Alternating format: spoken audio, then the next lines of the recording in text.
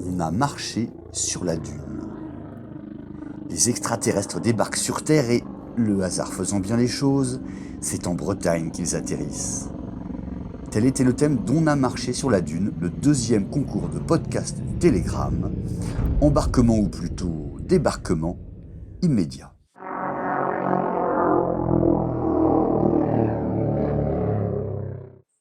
Cinq étoiles de Juliette Guédon. 5 étoiles. Une petite île, au large des côtes bretonnes, dans l'Atlantique. 835 habitants. Ouessant. Karine et Martin avaient toujours habité l'île. Leurs grands-parents, puis leurs parents, y avaient vécu heureux. Tout le monde se connaissait à Ouessant. On vivait ensemble, à l'abri du monde extérieur, du continent. On y était proche de la nature, de la mer.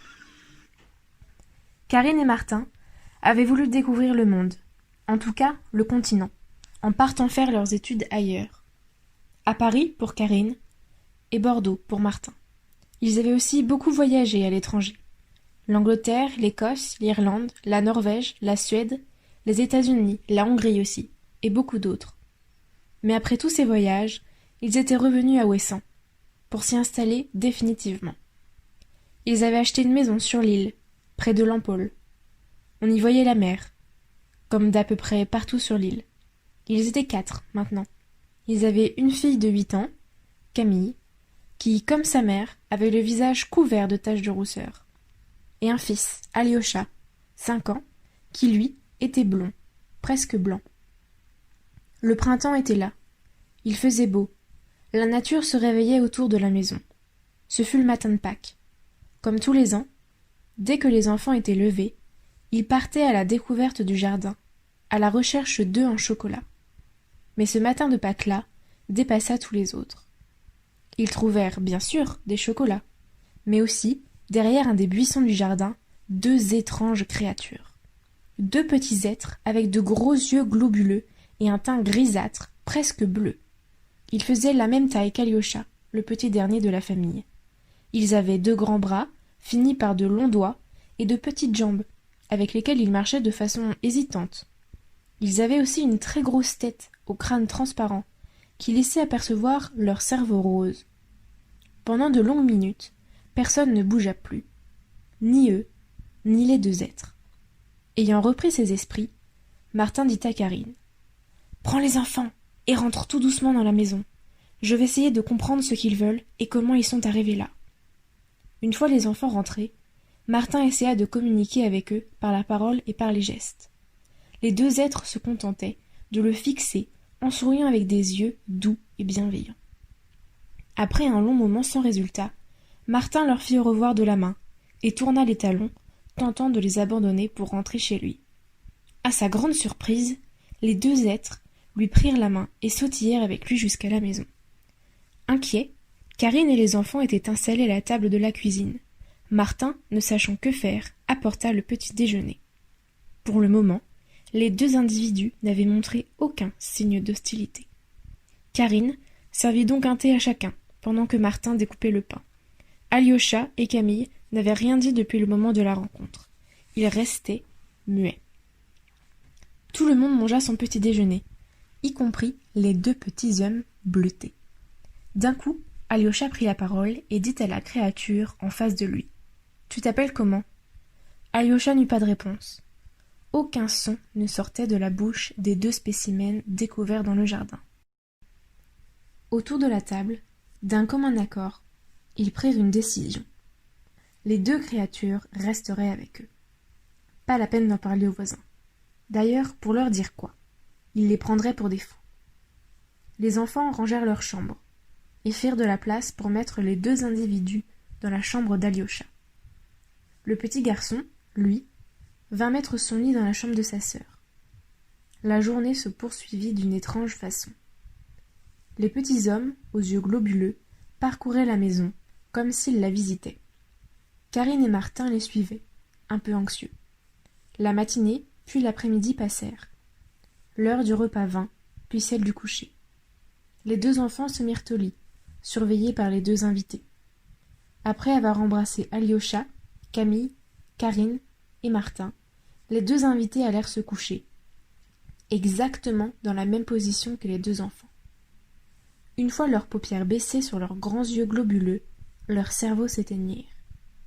Une fois qu'ils furent couchés, Martin ferma doucement la porte à clé.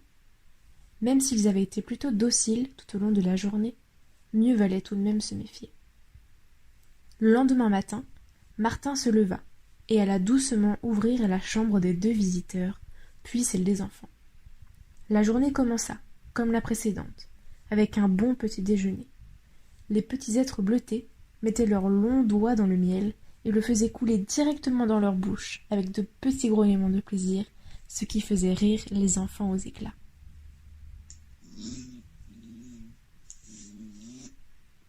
Ensuite, tout le monde vaqua à ses occupations. Martin était le seul instituteur de Ouessant. Il devait donc travailler. Alors, Karine prit des jours de congé. Elle pouvait être remplacée par ses collègues. Les deux créatures n'étaient que douceur et gentillesse. Cependant, ils ne voulaient pas les laisser seuls chez eux, sans surveillance. Les jours passaient. Le matin, Karine et Martin déverrouillaient les portes des chambres. S'ensuivait un petit déjeuner collectif.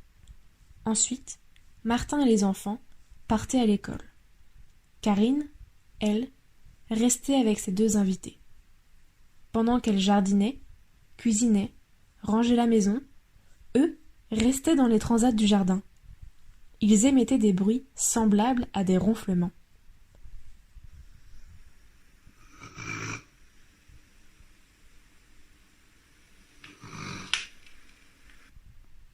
Les seuls déplacements qu'ils effectuaient étaient d'aller jusqu'au placard de la cuisine, où étaient rangés les pots de miel. En passant à côté d'elle, ils n'oubliaient jamais de l'embrasser. Le soir, Alyosha, Camille et Martin rentraient. Ils goûtaient de tartines de miel, puis Karine partait se promener avec les enfants, pendant que Martin prenait son tour de surveillance à la maison. Une fois rentrés, ils dînaient tous les 6. Ensuite, tout le monde allait se coucher et les portes se verrouillaient. Les journées passèrent de cette manière pendant exactement 3 semaines. La famille appréciait maintenant sincèrement ces deux êtres affectueux. Bien sûr, ils avaient tous eu peur au début, mais maintenant, ils se sentaient privilégiés d'avoir ces deux invités extraordinaires sous leur toit. Ils commençaient même à leur chercher des prénoms. Mais Karine et Martin se demandaient tout de même combien de temps cela allait durer, et quelles étaient leurs véritables motivations. Un matin, alors que Martin ouvrait toutes les chambres, il trouva celle de leur visiteur vide. Il avança dans la chambre, inquiet. Sur le lit, il trouva une petite carte, sur laquelle était écrit « Nous avons passé d'excellentes vacances chez vous. Nous reviendrons avec plaisir. Nous vous mettrons 5 étoiles sur Trip Interstellar Visor. Bis aux enfants. »